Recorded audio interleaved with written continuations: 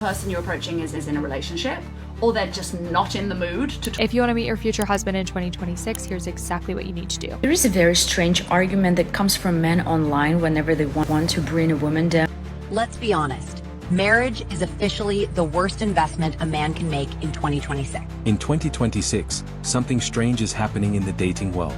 It's not loud, dramatic, or even organized. But more men are stepping away from marriage and long-term dating entirely. And the reaction to that shift is getting impossible to ignore. What happens when an entire group of men quietly decides that marriage and dating just aren't worth the risk anymore? Stay with us till the end, because this isn't just about relationships anymore. It's about changing incentives, changing expectations, and a dating market that feels completely different from a decade ago.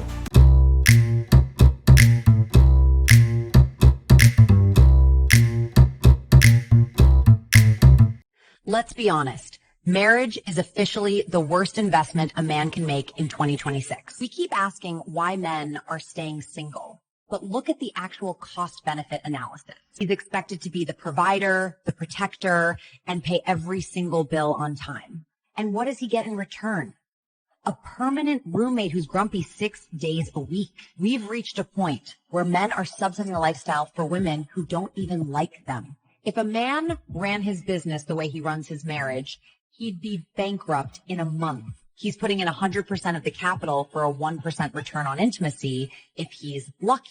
Since when did once a month become the standard for a high-performance partnership? Ladies, we can't demand traditional provision while offering zero traditional peace. Modern women want a CEO husband but offer the attitude of a disgruntled middle manager. Why would a rational man sign a contract where he loses half his assets if she gets bored? It's not fear of commitment. It's a basic understanding of a bad trade. We've priced ourselves out of the market and we're wondering why the buyers are leaving. If there's no peace, no intimacy, and no financial logic, what exactly is the benefit here? 4 years, the assumption was simple. Eventually, most people would settle down. Marriage was seen as the natural end goal, even if people delayed it for a while. I would argue in the sense of like what you stated, that majority of the men that are quote unquote feminine aren't looking to protect you in any like way, shape or form, in the sense that like, yeah, they might, in your opinion, like you might be traumatized from quote unquote masculine men, but when you're in danger, who's the first person that you call to come save you? I called my blicky. But now, a growing number of men are looking at that path differently. They are asking harder questions about risk, responsibility, emotional stress, and long-term outcomes. What rights are women even fighting for? How about for the right to full legal equality? For property rights? For the right to be able to remarry? For the right to be able to choose where you live as a married woman? For the right to not be legally obligated to obey your husband? For the right to full legal protections as a woman? For the right to have the domestic violence you experience be recognised as a crime? For the right to be legally protected from domestic violence? For the right to not be made to marry your rapist so they can avoid prosecution or conviction? For the right to freedom of movement? For the right to be able to apply for a passport in the same way that men can? For the right to abortion and access to reproductive health care? For the same legal rights that men have in the workplace? For the right to be legally protected from discrimination in the workplace? For the right to access the same job opportunities as men? For the right to equal economic opportunity? For the right to full economic participation? For the right to equal pay? For the right to not require your husband's permission to work outside the home? For the right to not be subject to FGM? For the right to be free from and effectively protected from male violence, such as domestic homicide and sex trafficking? For the right to have a safe pregnancy and childbirth? For the right to food security? For the right to full access to the financial system? For the right to have the necessary period products you need each month? For the right to not be subject to a gender pay gap? For the right to be protected from and not forced into child marriage? For the right to an education? The idea that women and men are completely equal now, that women have all the rights that men do, so these feminists are just whinging and whining about nothing, not only completely ignores the fact that formal legal equality doesn't automatically equate to substantive real-world equality. For example, we have laws against murder that technically apply equally to everybody, yet men are still murdering women at astronomical rates. Or in some places, we have laws against workplace discrimination, yet women are still discriminated against in the workplace all the fucking time. But it's also just factually incorrect. Nowhere I repeat, nowhere in the world is there full legal equality between men and women. And so, to answer your question, what rights are women even fighting for? Damn near fucking all of them. And instead of rushing toward commitment, many are choosing distance. Not because they hate relationships, but because they no longer see them as automatically beneficial. There is a very strange argument that comes from men online whenever they want to bring a woman down. But you are not married, but you are single. Where is the ring on your finger? It's like they imagine that you are some kind of an apple in a supermarket that no one wants to buy. And I find this so strange that they project their own experience, negative experience, on women online. But this is not how it works. Maybe once in a while you should listen to women's perspective. For example, me. I've been married, and that was quite a while ago, but I left my ex-husband. And since then, I've got 4 official proposals. And by the way, I'm not opposed to marriage. I'm not married because I'm picky, I'm demanding, I know what I want, and also I know what it's like to be with a man who is not that great, and also I know what it's like to be alone with a person who is great. You are single because no one wants you.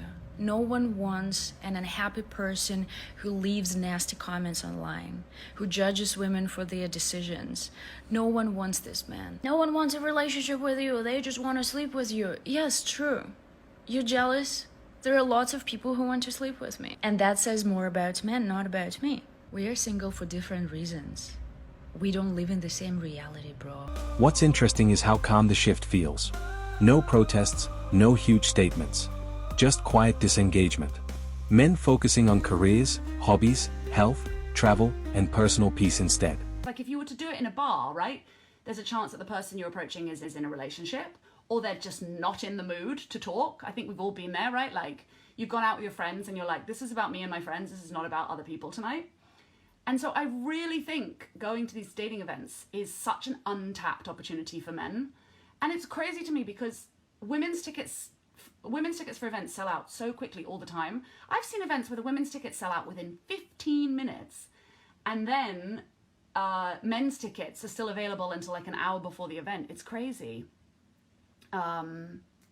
So yeah, I think I really believe in dating events, especially because I think there's actually way more manners in dating events. You know, the problem with dating apps is like things like ghosting. And ghosting to me is a lack of respect and manners, right? It doesn't take much to say, nice talking to you, but I don't feel a connection, goodbye. Like it doesn't take much to do that. But because we're digital and we're just constantly swiping. At the same time, expectations around relationships haven't fully adjusted. Many people still expect the traditional structure, while others are operating with a completely different mindset. Would you date a single mom? Single mom, yes, of course, why not? Would you date a single mom? I'm married. But in general, for example, if you would be single, would you date a woman with a kid? I did date a woman with a kid, Yeah. and I ended up marrying her, and I'm with her tonight. She's in the Liberties. Oh, that's amazing. Would you date a single mom? I would date probably a single dad, but not. And you? Same. Would you date a single mom? Yes. Would you date a single mom? I am gay. Okay, so you would date a single father? I think so. Yeah. Yeah, why not? Would you date a single mom? Definitely. Would you date a single mom? Yeah. Yeah. And you? No. Would you date a single mom? Yes. Yeah. Preferably. And you? Would you date a single mom? Definitely, I would. Definitely. Would you date a single mom? No. No. And you? A single father? Yeah, Yeah. sure. Yeah. That mismatch creates tension. One side still waiting for commitment, the other side questioning whether commitment even makes sense under modern conditions. Apparently my dating program for 2026 was too strict, but here's part 2. If you have no ambition or plan for your life, you're cut. Additionally, if I ask you where you see yourself in 5 years and you don't know and you're just go with the flow, you're cut. If you ask me for money, especially when we first start dating, you're cut. Not falling for that one again. If the only thing you have to say about your ex is they're crazy, they did nothing for you, and all the problems were what your ex did, and there's no accountability on your side, you don't know how to take accountability. You are cut. If you lie about small things, best believe you're going to be lying about everything, you're cut. If I catch you in one small lie at the beginning, you're done. If you disappear when conflict comes up or you shut down when conflict comes up, you are cut. If you expect me to build you up while you're tearing me down, you're cut. If you have kids, especially young kids, you are cut. If you're threatened by a woman who's confident in doing well, you're cut. If you gossip about your friends behind their back, you're cut. Also, if you gossip at all, you're a boy, okay? You're cut. Take my lip gloss on the way out. If you can't keep promises or don't follow through with the things you say you're gonna do, you're cut. I might have mentioned this one before, but I hate it. If you think respect is earned, but then you expect it automatically, you're cut. If you make jokes at my expense, try to fit in with others, you're cut. If you make me feel like I have to shrink myself to make you more comfortable, you are cut. And we are just getting started. And once people get comfortable alone, the equation changes fast. Peace becomes addictive. Freedom becomes valuable.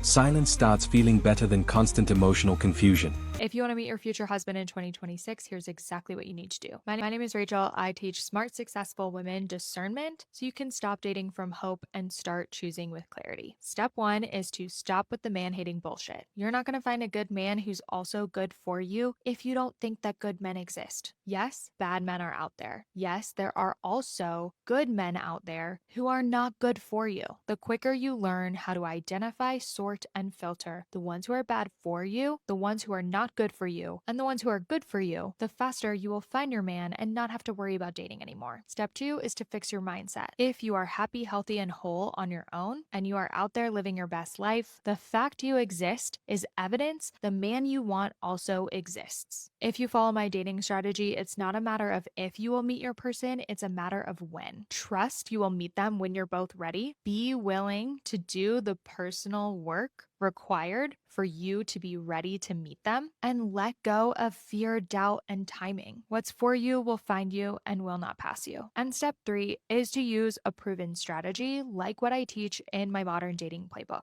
Dating shouldn't feel exhausting, frustrating, or hopeless. And when you use my 5-step dating strategy, it won't. Comment playbook and I'll send you the info. For many men, this isn't about anger, it's about calculation. They're comparing effort, stress, emotional investment, and long-term stability, then making decisions accordingly. You can't tell me there's not a direct correlation between girls who spent their childhood with their nose in a book and unmarried women in the year 2026. The more dates I go on, the more I realize that the men I idolized as a child don't exist. I spent my whole childhood reading novels about men who not only were protective and kind-hearted good men, but who put the interests of their female counterparts first, who saw them as friends before they saw them as romantic interests, who not only listened to their opinions and validated their feelings, but wanted to make them feel secure and loved. And the older I get, the more I realize I would rather be single and continue to think men are good than to settle for a man who makes me realize every day that men are not good. Meanwhile, social media keeps amplifying the disconnect. Clips, arguments, podcasts, dating stories, everyone sees the frustration, but very few people seem interested in solving it. I think this date's over. Well, that's the dumbest shit I've heard. So that's not even going to be the case right now. This date is not over. Like I said, we are going to do what I want to do. No. No. Oh dear. Where do we begin with this one? Men will get more offended by the phrase all men until no men than the behaviors of this man instead. When you hear that phrase, all men until no men, if you get triggered by it, you should be triggered over the fact that it is men like this who behave in this way, which push the reasons for women to be fearful of men. While men out there are busy moaning about not wanting to date women because they have unrealistic standards, women are busy talking about the behaviors of men in regards to their safety. And whether you like it or not, it is all men. And by all men, it means that all of us as men have a responsibility to be part of the solution. And if you don't want to engage in that, you are part of the problem. Quite literally, all the things that men are complaining about when it comes to women and their standards or their relationship expectations has been set up by the way that men pose themselves in society. And the impact on men and women are totally different. If you were to ask the majority of men what the worst thing they think could happen on a date would be, most of them would say rejection. But if you were to ask a woman what the worst thing could happen would be, again, it links to her safety.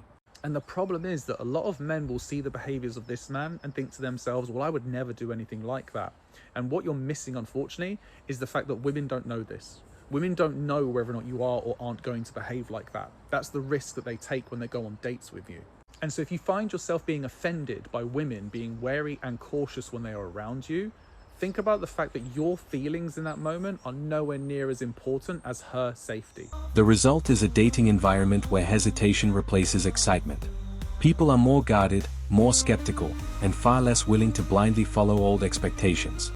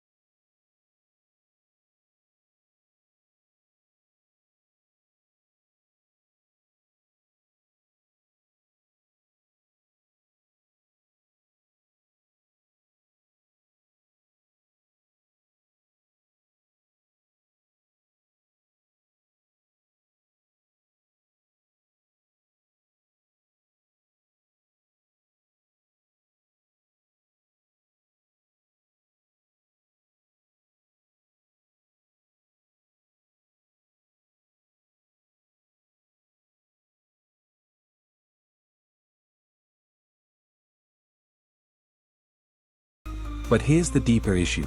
When too many people stop believing the system benefits them, participation naturally declines. And that's exactly what we're seeing in 2026. Okay, man, I'm a little bit confused, right? Because I feel like back in the day, it was common for you guys to come up to women, strike up a conversation, and just see where things go. But nowadays, men don't seem to approach women anymore. What exactly changed for you guys? And what can we as women do to make you guys approach us again? Because life is lame without men talking to you at the gym, you know? At the end of the day, this isn't really about men versus women. It's about trust, incentives, expectations, and whether modern relationships still feel worth building for both sides.